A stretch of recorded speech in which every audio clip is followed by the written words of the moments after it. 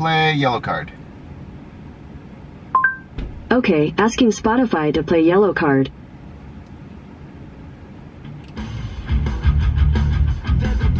What's going on? So for the next parts, a couple things you're going to need to remove the trim is a trim removal kit. I think this was the Cal Hawk one. I'll link it down below. Next thing you're going to need is a socket wrench and an extender, because you're going to need it to pull out the infotainment, and also you're going to need a 10mm socket. So basically those two things. The kit comes with a couple extra zip ties and sponge foam. But if you don't have it, you gotta pick up, I think they're 30 by 100mm sponge foam. Pretty sticky, and you're gonna need quite a bit of it. So make sure you have those things if it didn't come with your kit. Otherwise the kit comes with it, and you're gonna put it all up on the cable. So first things first, let's remove the trim. First thing we're gonna do is we're gonna take off the glove compartments. Basically open it. One tab here pops out, and the other tab on the other side that pops out. If you push in, the whole thing drops. The last thing is this part right here, which you kind of push until it pops all the way off. The whole thing drops out, and we're just gonna move this and put this in the back. Next part, you're gonna pull out like a flat tool, and you're gonna start popping this guy off right here.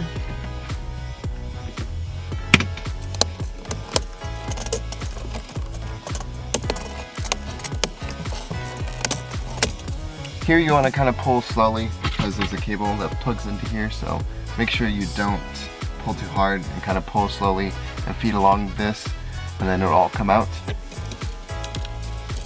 Unclip the cable and then pull it out. There you go, there's the first piece. At this point, since you're already in this spot, you can actually go in here. There's one main screw on the inside. That's what you need the extender for. So we're gonna pull out the infotainment.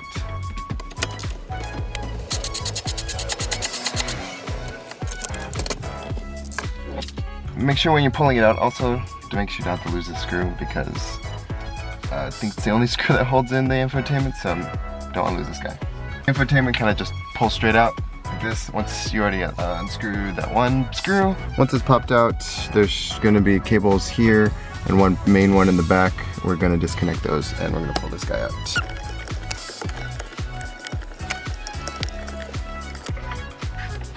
There it goes.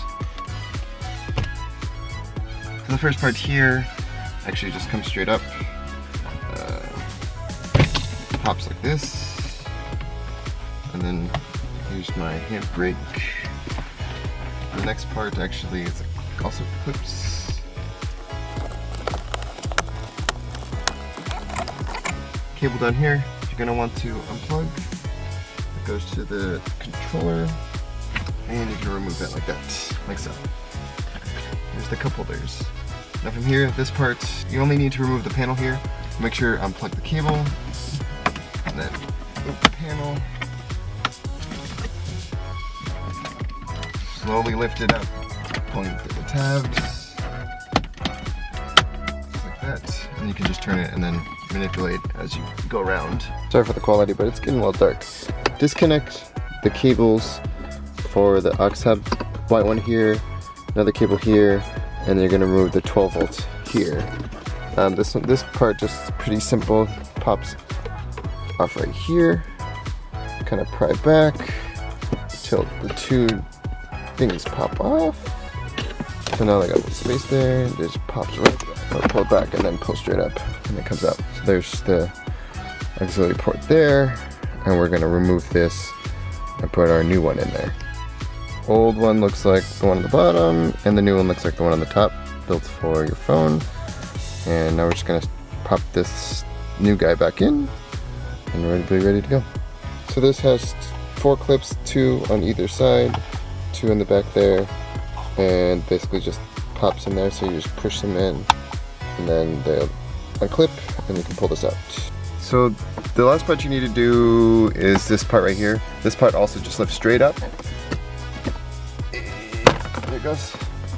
Pulls out, and then now you have access into back there. So now we got cables. This has brown and black, which is going to connect to your aux hub, and the blue and green cables are going to connect to your infotainment system. And we're going to wrap approximately 1 inch.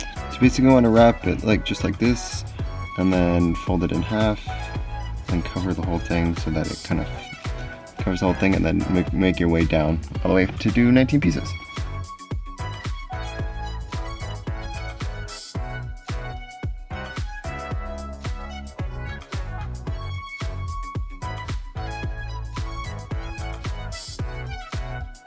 So I fed the cable from here.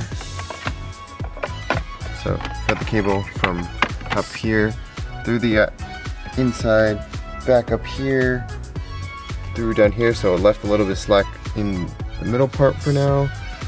Fed it down here behind the handbrake, and then that's where the end of this cable is right here.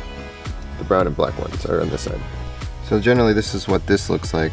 Some people have a CD player and some people don't. Mine does have a CD player, so it gets routed this way all the way to the back console. The one that there's another diagram where the cable gets routed to the front. Now everything's secure in there. Put some foam pieces in there to keep the cable in. Moved it about the back side. There's one zip tie here against this metal piece. So just to follow through, walk through where it's going into there. All the slack on the inside, down there, it's kind of dark. Through the inside, through the back side, and into where the infotainment system is.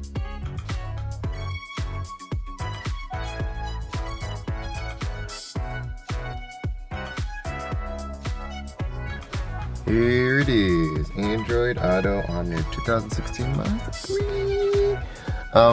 Test fitting it, make sure everything works. Plugged it in and seems to be good. I'm gonna press play real quick just to test it. That's it, works great. It responds pretty well too. Right now the touchscreen doesn't work.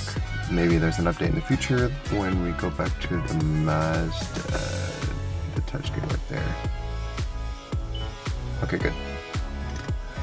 Apps, Android Auto, there it is, Apple Carplay if you needed to. That's how you install this on this car. Now to put everything back.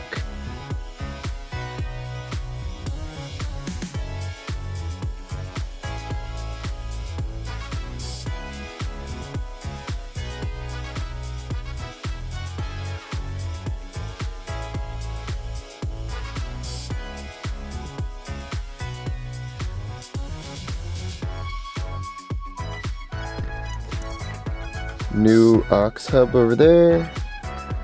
Same old infotainment, now with CarPlay, and everything's put back together. Everything looks good. Yeah. Hope you guys liked that video. Definitely had fun. I'm excited that I have it. There is one problem with it, and that is the touchscreen is not activated for Android Auto. I think it's activated for CarPlay, so if you guys do have iPhones, that's great. But the Android Auto is disabled currently. Maybe it might be an update later on, maybe not, I'm not really sure. That's one downside, but having the functionality in the actual infotainment is great, and honestly something that I definitely wanted. Maybe not need, but definitely wanted, and it was perfect. Thanks again for watching. Thanks for all the support. Keep hitting that like button, keep hitting that subscribe button, and I'll see you guys in the next video.